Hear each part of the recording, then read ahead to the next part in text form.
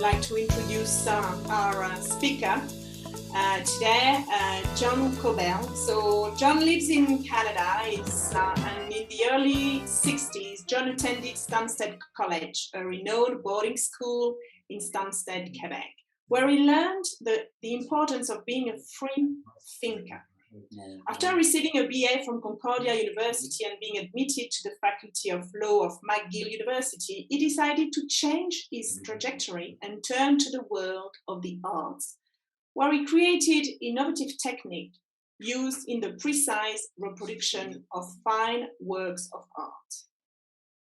In 1996, he received his first US patent for the colochrome process, which became the sharpest and the most precise images in the world for the next 22 years, used almost exclusively by the scientific community, including the Canadian Space Agency, RadarSat-1 satellite, Landsat in the States, Hubble Space Telescope in the States, and Spot Image in France. In 1996, his invention of the tricolor process was officially launched by Fuji at the prestigious PMA show in Las Vegas in the USA. This product was used widely by companies such as Cirque du Soleil and Chanel. Through the years in research and development, John developed a parallel expertise in the realm of the conscientious management of our thoughts and founded in 2003 the company 4 Weeks to Freedom, INC, which teaches that we as people have abilities to go far beyond anything that we could even begin to imagine. John Kobel teaches how to access that knowledge and with precise instructions gives students the ability to create a happier, healthier, and more prosperous environment in which to live, and how by implicating themselves have a profound impact on their environment and world. So I'm very happy, Christian and I are very happy to welcome our speaker, John, who's going to talk today about turning your thoughts into gold. Thank you very much, Isabel. For more years than I care to remember, I've been passionately involved in trying to understand how we operate, because I realized from a very early age that we had abilities that we didn't use, that we didn't know how to activate. When I understood, and the way I understood very clearly was one day when I was passionately involved in a project with regards to duplicating a page from the Gutenberg Bible. And when I say passionately involved, I couldn't sleep at night. I couldn't wait to get up in the morning and get back on the project. It consumed my whole life. But in the midst of that project, I had a dream. And in that dream, I saw machines work in ways that I had never seen before. And I really didn't understand what was happening. But the next day when I got up and I went to work, I had a phone call from a company. And I went to see them. And when we went, instead of going up to the office of the owner of the company, he brought me to the back of the shop and took a cover off a machine. And the machine he took the cover off was the machine I saw in my dream. Throughout the next month, every single part of that dream walked in my door on its own. There was absolutely no physical effort on my part to bring it in. They walked in my door. And what happened? It turned into my first US patent, the sharpest images in the world. It was a gift. It was used for the Canadian Space Program, for the Hubble Space Telescope when it was out of focus.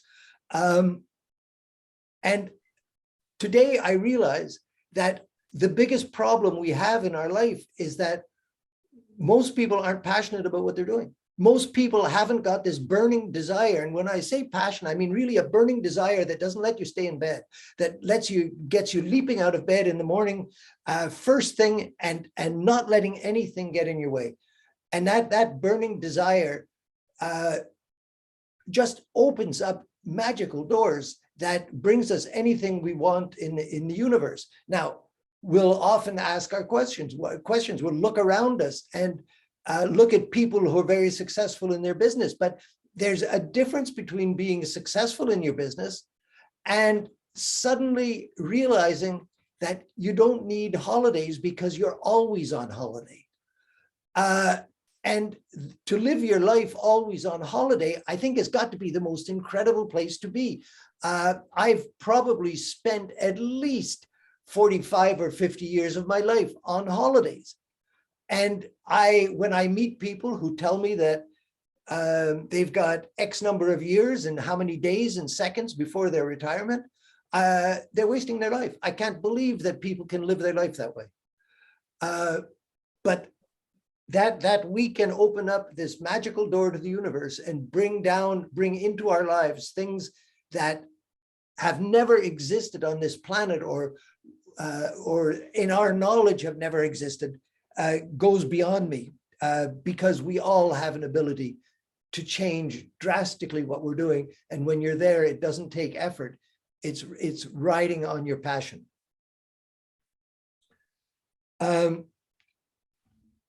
In what I learned, we're 100% responsible for what happens to us in our life, because whatever you direct your passion on will come into your life, whether you want it or not. You don't have a choice. If you're excited about something, if you're angry with someone and you don't like someone, if you really love something and want to see it, it's going to come into your life, whether you want it or not. It's going to be there in front of you, but it's all built on you and your passion. It's external to everything we've ever been taught. If you want to know what it could be closest to, let's say the Hermetic code, you'll find a lot that kind of image there. It's easy to get caught up in what goes on around us. But it's also important to understand that your conscious mind is just a muscle. And you can actually do exercises, you can do mental push-ups to bring that knowledge back, to be able to take back full control of your mind. Because if you don't have that control, you're going to be deranged by everything that goes on around you. You're going to be, things will happen, phone calls will come in, people will disturb you, whatever, and you're going to let them preoccupy you. But when you've got control of your mind, when you've been able to really take control and be able to turn your mind instantly where you want it to go, you're in control. And believe it or not, when you've got control of your conscious mind, there's something else that happened. It's that you get control of your life. And nobody else will have that control but you, because when you've got that control, you can cut other people out and you can bring other people in, and you've got 100% control over what goes on. It's so, so, so important.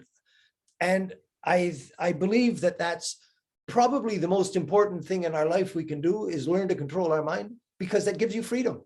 That's the day that you suddenly are free to do whatever it is that you want. So when you're working on a project, if you're not able to build up passion about what it is that you're working on, and I get people coming to see me and saying to me, you know, I don't have, I can't build up the passion. Well, what it means is that what they're working on is not something that they're excited about. So you're not working on something that's in your passion, you're working against yourself. So you've got to get yourself back in. The moment you're in passion, you're passionate about what you're doing, your whole life changes. And yet, unfortunately, so few people are absolutely passionate about what they're doing.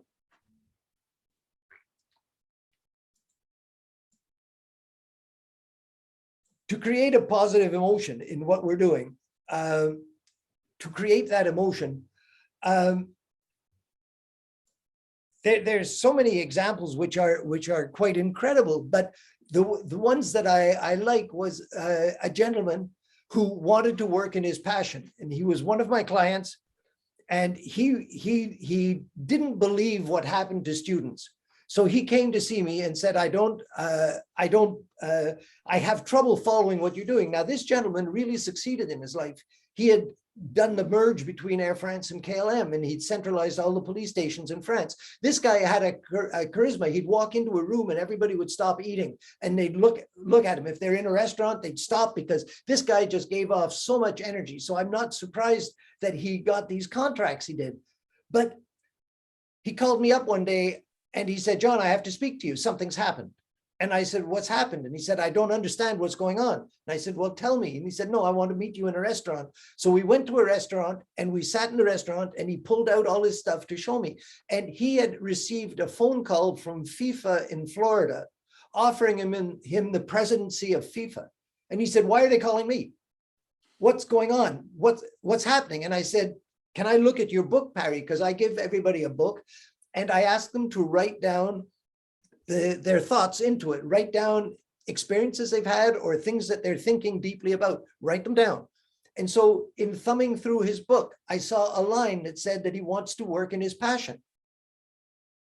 So I asked him, I said, Parry, is soccer your passion? He said, yeah, why? And I said, well, why do you think they're calling it? He said, John, life isn't that easy. That doesn't happen in life. I said, excuse me, it does. And he said, I want one good contract that's going to give me a certain amount of money, because I was sick this year. And after that, I want to leave in that I want to work in my passion. One of his ex-employees called him up to tell him that he had just received a contract in France and wanted that gentleman to go to France to sign the contract, because he had a business which let people be paid through Canada and work in countries like in France. So he went to France to sign the contract. And when he was there, he had a phone call from the owner of the Montreal soccer team saying that their private jet was at the airport and they wanted to come back to Canada with him. He came back to the last class and he said, I've wasted my life. He said, I never realized that life was so easy, that we could put our intention out and our intention will come right back to us. Now, you've got to remember, this guy had a passion. He could walk into a room, into a restaurant, and people would stop eating and look at the door. Imagine when he'd go into a meeting, what people did. His energy was able to stop people where they were, and nobody would ever question if he was able or not. They just gave him the job. Now, one of the things that we teach people is how to raise your energy to that point where you can walk into a room and people will look at you and say, you're the one. When you know how to do it, nothing can stop you because everything is right in front of you. When I had my patents going with the sharpest images, I did the first, 10 years of the first 15 years of Cirque du Soleil around the world. And it's really pretty amazing when you stop to look and realize that you can do that. And it's all done through your own energy, through what you send out.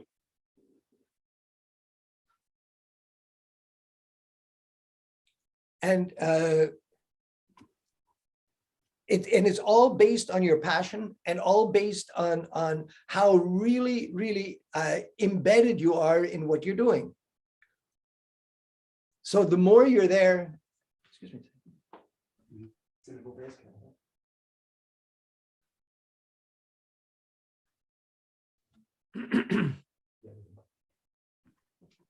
The moment you're able to really get build up your passion, everything starts happening for you in ways that are pretty difficult for a lot of people to understand, but actually very easy for people to understand. The more you become aware of it.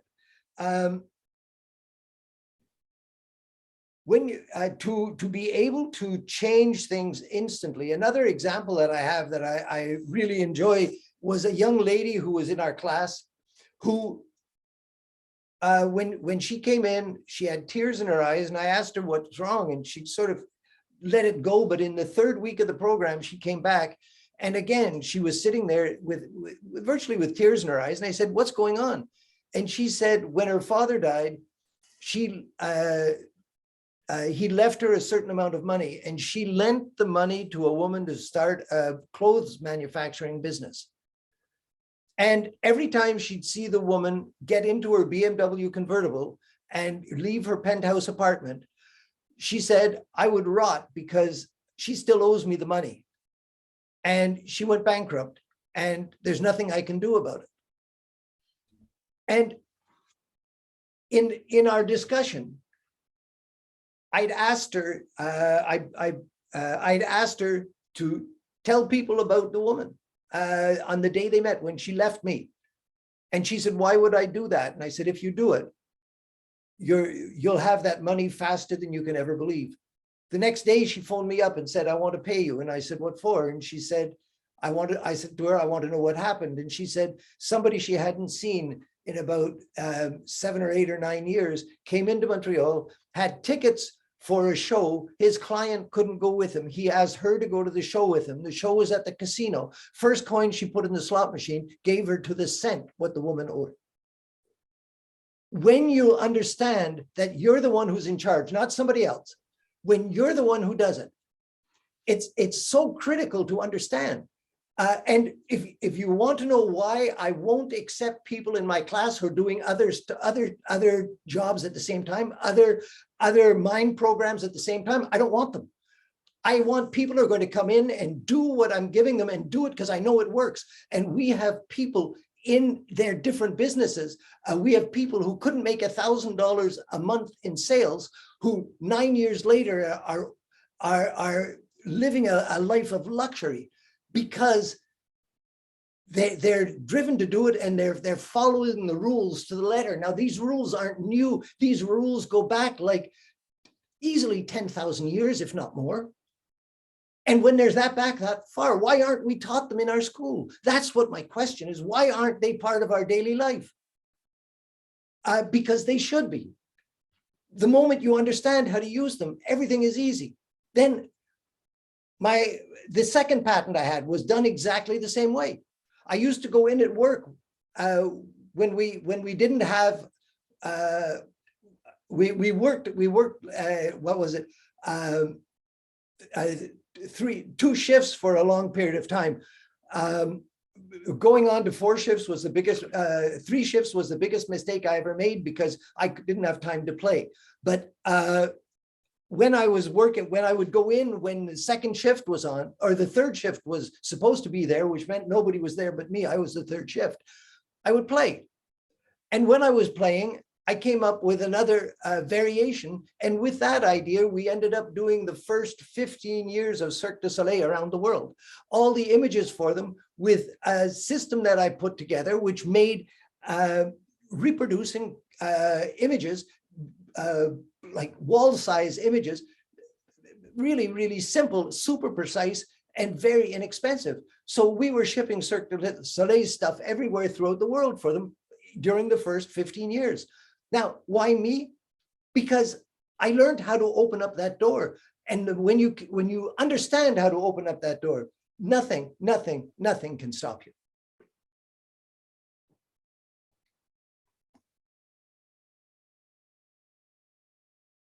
You know, one of the things you have to keep in mind is that when you're working on a project like any one that we're looking at, you need repetition, because unless you're able to set it up really quickly, which very few people are able, because in our realm, it's better that we take time, because you don't want to make a mistake. And if you've made a mistake in what you're doing, you're going to get it. Now, I can give you an example of a mistake, because I needed 2 machines.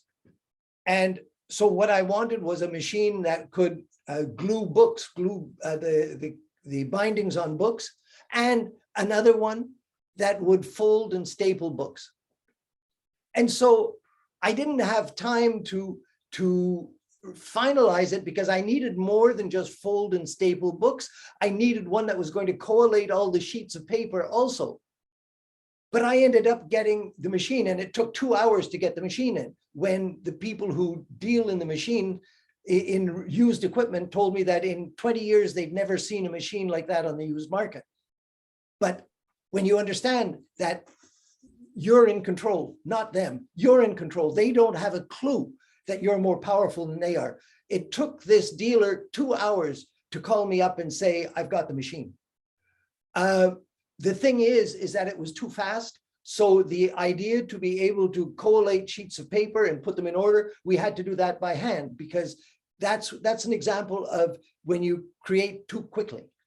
You get sometimes what you don't exactly want, but we're the ones who do it, and we do it all the time.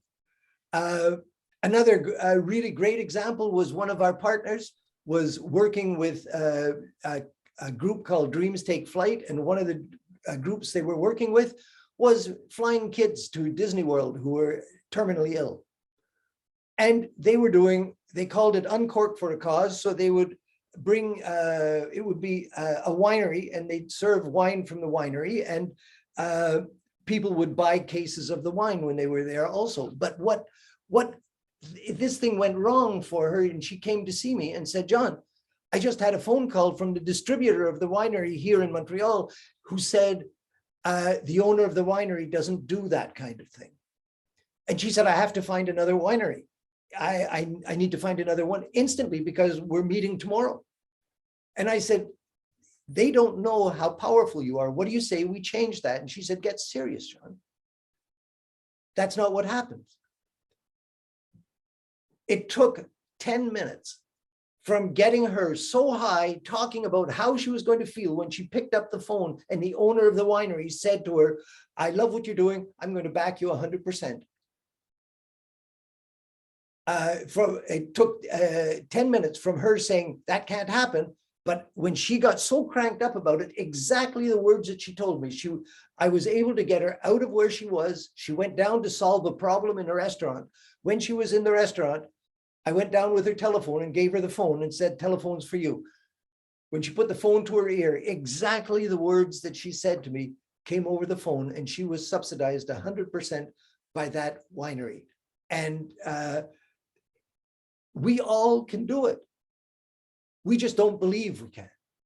And that's where the problem comes in. If you want to learn how to do it, it's the easiest thing. To be honest with you, every single course, every single book on using your mind tells you how to do it. But what happens is most people, unfortunately, are course junkies.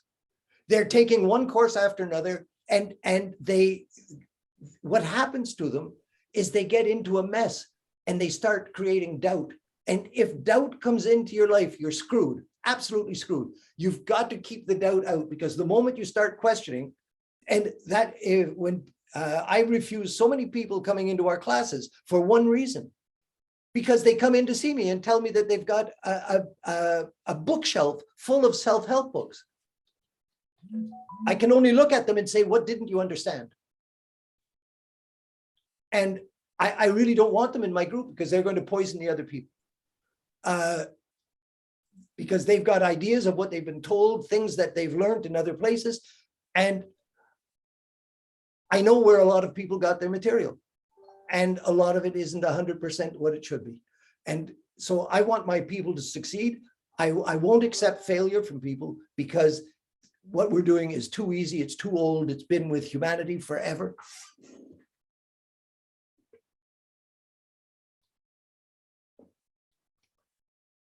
But the reason that we look at repetition, it's to set up a roadmap. And so that once you've set up that roadmap, the universe can return to you very quickly what it is that you want. Another excellent example was a woman who did our program, and she wanted to take something around 20 holidays a month. And I think she did our program about the time that Christian did it a long time ago. Sorry, Sylvain did it a long time ago. She wanted to take these holidays. She'd had her colon removed, and for 3 months, she was focused on taking these holidays. And she was in Mexico, and she walked into a restaurant in a hotel complex, And the crowd went crazy when she walked in, and she didn't understand what was happening. But she was the 50th person to walk into that restaurant on their 50th anniversary, and she won 50 trips within that chain of hotels around the world. Did she have something to do with it? Of course she did. When we put something in our mind and we put it in and we hold it in a very special way, it will come into your life whether you want it or not. There's absolutely no question about it. Happens to everybody, and it happens by default to people who are not using a system. Throughout your life here, you're creating by default constantly. But unfortunately, most people focus on what they don't want. And that's not where I want my people to be. I want my people to plan exactly what it is that they want and then bring that into their life. Are there any questions that we could deal with? Has anyone a question? We can have a bit of Q&A session here. Just to wrap it up and just to make sure that everything is clear. So John, it's like everyone has the power to positively impact their own life, that we are responsible for the creation of our life and nobody else is responsible for it. Focus on what you want, create the positive emotion, the passion is the key, believing that you are what you're doing, and keep it to yourself, and repetition. Is that okay? That's from what you've said? Absolutely. It's so important. Just to add, bankruptcy trustees tell me that when people go to see them, that they're so focused on their debt that they fall into bankruptcy. And he said, if they did what you teach, that he would be the one who would be bankrupt. But it's to understand that we've got that power, we've got the ability.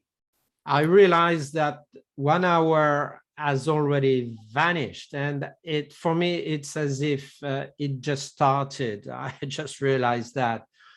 Before we conclude, because we would like to respect the time schedule. However, if you would like to stay a little longer, I don't think there is any fundamental problem with that, John. No, not at all. So would anyone have one question? Because this seems so difficult to believe for some of us and not so difficult for others of us who have already explored this topic, but we would expect to have some questions coming from all of you participants. So please, would you have one or two or three? Bilitis would like to talk. Thank you very much, Christian. Thank you, Isabelle. John, I've taken your speech in the middle, but still we had a exchange already together, so I know what you're up to. And yes, I'm really into that work and still reading some more about the value of our mind, our mindset. My question is more based. I came to a point where you were mentioning that it's really important that we focus in one thing. So my question is particular to what we call people who are a bit atypical and who are multipotential, meaning that they have multiple interests, and that is where they drive their passion from, because they are driven by variety. If they only do one thing, they get bored, and the fire inside is not switch on. So, what do you recommend to these people who may have different focus, who likes to do different things because this is what they turn up on? And to give you an example, it could be someone who could be at the same time a yoga teacher, but as well who is a coach or as well a marketing advisor, and not doing this for having money at the end of the month, but because it's her potential and that's how she thrives. The people that I know who've done the best, who've gone literally from rags to riches, got rid of everything that they were doing but what they were really focused on. And that became critical for them. And that's where we've seen people go into huge, huge revenues every year coming in, because they realized that for the time being, at least, they had to sell off the other businesses that they were involved in if they wanted to succeed. And you'll see this everywhere. You'll see this complex, this situation everywhere. Look at people who are in multiple, let's say, multi-level marketing companies. So they'll be in 3 different companies because they keep seeing another one that seems to be doing better. And that is a license to drive a rusty car, because there's no way they're going to succeed, because they're splitting their energy. When you focus your energy, your energy is like an amazing spotlight, like a torch that can cut through anything. But if you're split, that energy isn't there. And so, yes, you'll see people who are doing multiple things, but I question whether they would be able to succeed the way someone who's got a very, very focused search. This is an excellent question. Thank you, Bilitis, because we are at a time where there's a lot of uncertainty, and that may drive us to do several things in order to split the risk or whatever. And actually, this may not be a good thing to do. That's very important point. Liz, you wanted to ask a question, and after Amy. Thank you. Thank you, Isabel. Thank you, John. I just wanted to sort of touch base on something that you said, well, something that Isabel said in her summary. Quite often when people are talking about mindset, putting intentions out there, it is about sharing those intentions with other people. But in Isabel's summary, it was keep it to yourself. And you said that to the lady who wanted the money back. So can you shed some light on that for me? Oh, that's super easy. If you, even people close to you, even people who are really behind you, they're questioning mentally, or any question or doubt that they have mentally will stop you, whether you realize it or not. I have never told anybody when I was working on a project, I've never said a word what I was doing, because the people around me would have looked at me, because I was looking at an $800,000 machine that I needed. Mm-hmm. And if I had told people that I was going to get that machine for free, they would have looked at me and laughed. But I got it for free. It took me 3 months and I got it. And the people walked in and they looked at it and said, "How the hell did you do that?" Well, they were ready to listen then. But before, they weren't ready to listen. Okay, so other people's doubt can affect your intention being realized. So by keeping it to yourself and not sharing it, you don't shroud yourself in other people's doubt.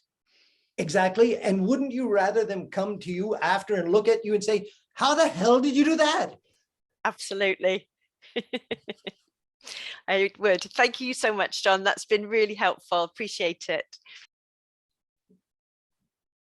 Amy. Chewing on that, because I wouldn't rather, actually. I would rather have a group of people I'm working with and be able to share it with and rise together than feel like I'm a lone boat that has to do it all on my own and then share it with people after, actually. So anyways, that's thrown me. So I'm kind of in a, I got to figure that out in my head. Not by any chance. I believe what you're saying is effective, by the way, because I have a friend who also is a master manifestor and has created incredible results, and she doesn't tell people shit about what she's doing either. So I get that it works. I just don't know that it feels good to me. So anyways, that's not my question though. So my question is kind of similar to Belika's. If it's not, I get it about, focusing on one business or one thing at a time, obviously is going to give you better results. That's just logical. Anything we focus on, we're going to get better results. But does that mean if we have results in, let's say we want to build a business, a successful business, and also we have a personal goal that is not related to business, Does that mean we can only focus on one of those goals? Well, you've got to pick what you want most. You've got to decide really where you want to be, because you're preparing your future now. It's not like you're producing yesterday. You're sitting in a place where you're saying, okay, going into the future, this is what I want. You've got to really decide. You've got to make a decision what you want most. It's easy to get sidetracked. It's so easy to get sidetracked. And so many people will come to our programs and sit there and say, but I've got this number of things that I want. And I'll always say to them the same thing. Choose one thing that's relatively simple to prove that it works, and then work on your other one. So work on something that's easy, like finding $5 on the street. And then, because having those realized will make the big ones really easy to do. But you've got to start with things that you can, that you know, because if you work on things that are so far out, that are things that you could calculate as being long-term, what you're going to do is you're going to become discouraged, because you're not going to see things happening. So you want to be working in a way where you always have little things happening, so you have proof that it works.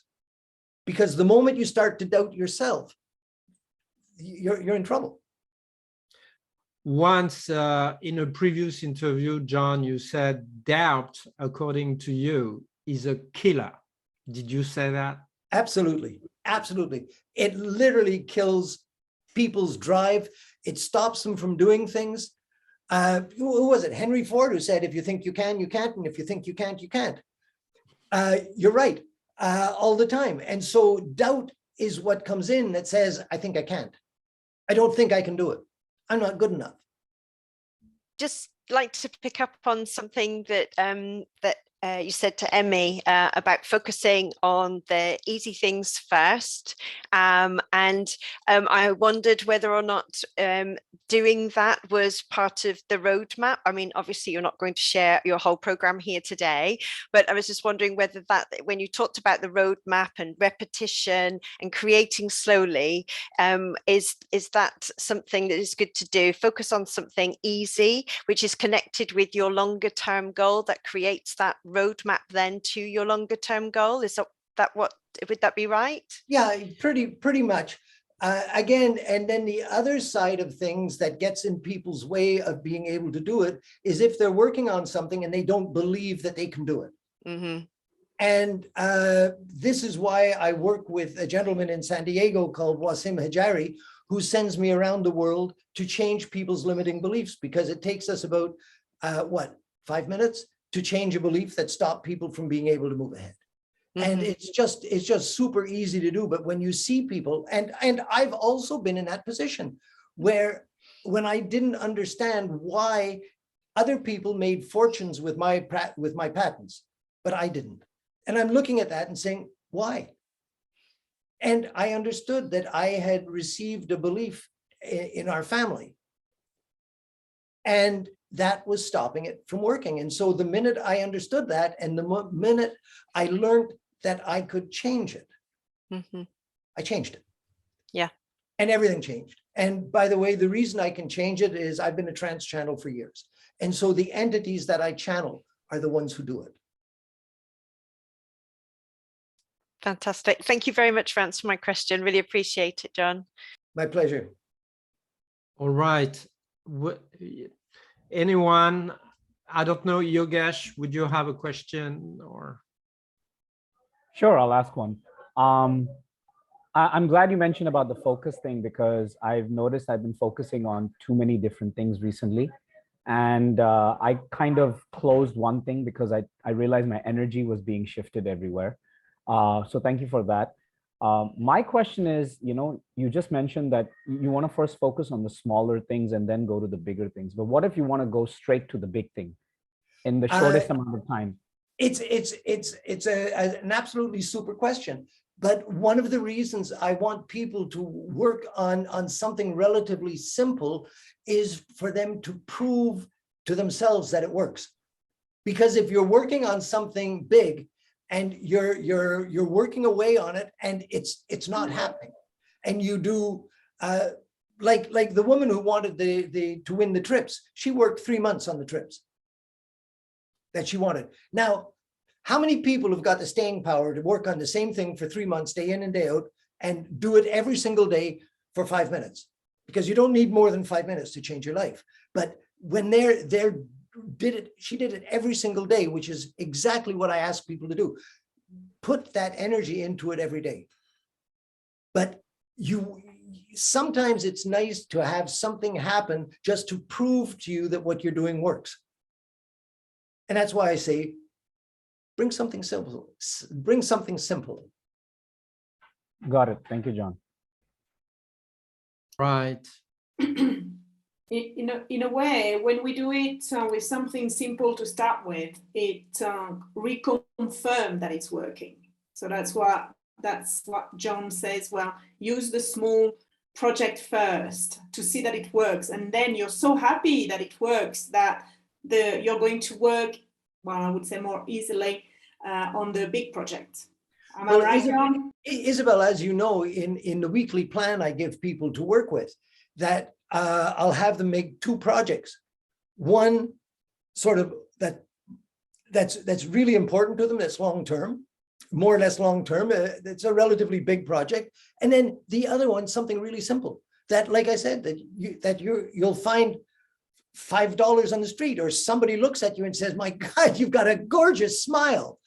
And sometimes you can push people to do it too. Like I've seen people, and it's really kind of funny, and because I've seen people do things like change their hair color or change their glasses to match something else, so that people will stop them and say, oh my God, you've got, and right away the people click in on it. But what it is they wrote that on a piece of paper. Somebody was going to tell me that I've changed my glasses.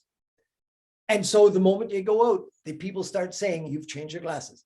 And that is the kind of thing that you want to do to really confirm to yourself that what you're working on is working. Exactly. Elvin, would you have a question for the moment now? No. It's all right. Okay. Would anyone have a question? And then we would like to respect the time frame. Basically, I have just a little question. Yes, Casson. Yes, Casson, go ahead. Yes. Thank you for this wonderful webinar. I have a question. It's about the word mistake. John, can you maybe explain what is the difference for you between mistake and lesson? We can learn lesson in and experience and have experiences. I knew you were going to ask that, because we can't make a mistake. It's absolutely impossible that we can make a mistake, because any decision that you make, any choice that you make, made with the knowledge that you have at the moment. So you're always doing it with the best knowledge that you have, and you'll never go out and try and sabotage yourself. So you'll always make the decision that you know at that time is the best decision. Now, maybe in the future, something will happen and you'll realize that maybe it wasn't the right decision, but with the knowledge you had at that time, it was the best decision you could have made. So under no circumstances can you make a mistake. Then how do you call that mistake if it's not a mistake? But you can't make a mistake. If the mistake is thinking that you made a mistake. Okay, good. There are also very productive mistakes, right?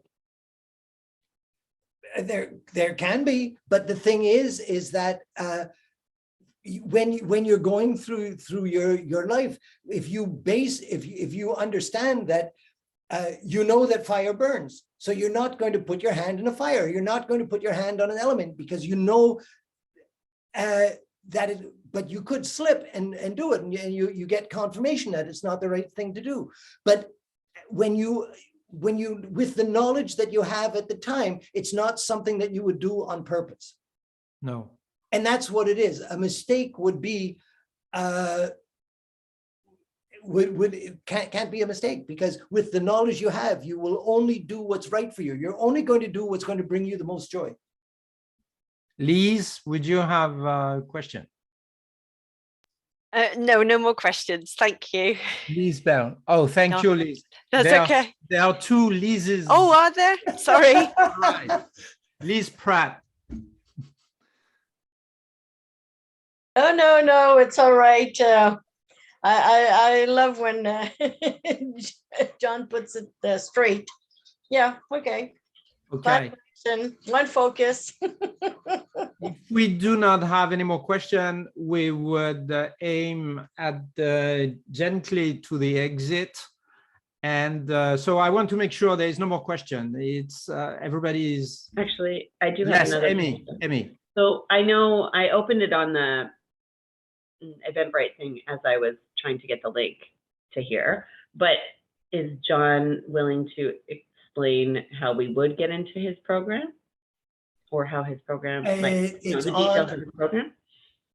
It's on the site that's behind me, www.4weekstofreedom.com, or even easier, www.kobel.ca. And there's a link on that for the site. The dates in English are on the site now. In about a week, I'll be putting up the dates for the French program. If no more questions are forthcoming, it will be my turn to try to wrap up what John presented today. I will do that very briefly. Control of our mind means control of our life. This is something I wish was taught at school. We wish would have been taught at school, but it's never too late. And also it's about personal freedom.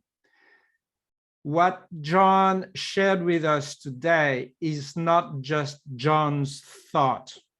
We can turn to the antique times to find exactly similar views on the importance of our thoughts. And I have here two quotes, and they are old, very old. The first one is from Mark Aurelius, Roman emperor, who said, "Our life will be tainted by the colors of our thoughts." And to add one more from the same Roman times, Seneca, the writer, philosopher, and statesman, said, "If the captain does not know the destination, chances are that the ship will not arrive." So what John, it seems obvious that what John's had a good idea to share with us today is actually anchored in very old wisdom.